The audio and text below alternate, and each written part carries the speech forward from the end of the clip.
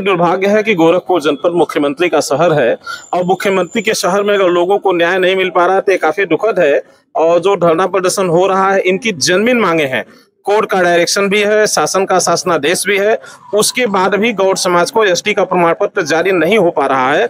इसके पहले कई बार इनके प्रतिनिधिमंडल के साथ में हम लोगों ने जिलाधिकारी के प्रतिनिधि के तौर पे अपर जिलाधिकारी प्रशासन के साथ, एडीएम सिटी के साथ और जिले के लगभग अधिकतम एसडीएम और तहसीलदारों के साथ बैठक हो चुकी है, जिसमें उन लोगों ने तय भी किया था कि एसटी समाज के गौड़ समाज का जो एसटी का प्रमाण पत्र बनना है वो शासनादेश के क्रम में है। और उन्होंने ये कहा कि गोरखपुर जनपद में जिन लोगों का प्रमाण पत्र पहले से निर्गत है, सबसे पहले उनके परिवार के लोगों का प्रमाण पत्र निर्गत किया जाएगा, उसके बाद शेष पर विचार किया जाएगा। लेकिन ये दुर्भाग्य रहा है कि सीएम सिटी होने के बाद भी, प्रशासन ने निर्णय लेने के बाद भी आज तक इनका प्रमाण पत्र जारी नहीं कर पाए लोग। गौड़ धुरिया समाज आज अपने सर्टिफिकेट के लिए डीएम कार्यालय पे धरना दे रहे हैं।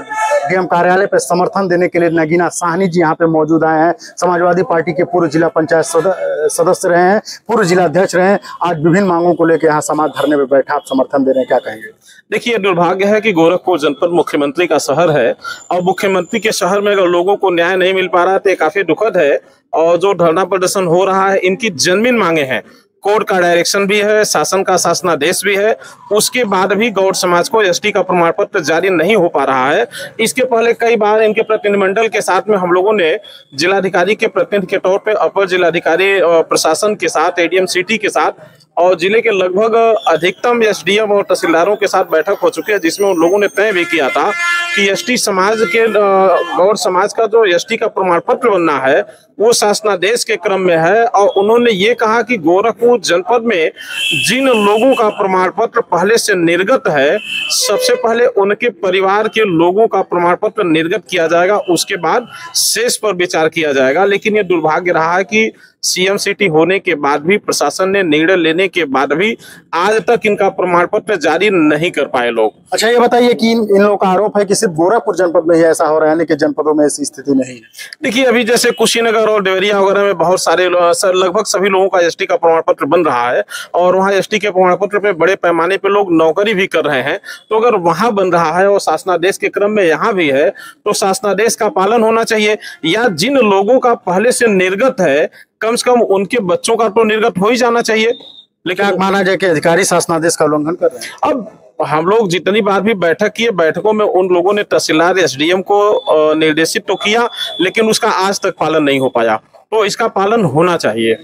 देखा जाए तो एक घटना हुई थी अयोध्या में, डॉक्टर संजय निषाद वहां पे गए थे, फक पे रोने लगे थे, कहे कि मैं शर्म से सर नहीं उठा पा रहा हूँ।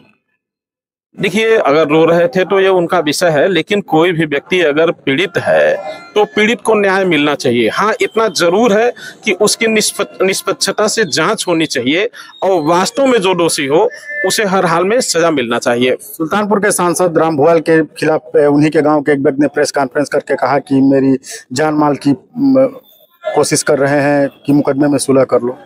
देखिए, डेमोक्रेसी है, प्रजातंत्र है, हर व्यक्ति को अपनी बातों को रखने का अधिकार होता है। अगर वो बात कह रहे हैं तो ये उनका विषय है।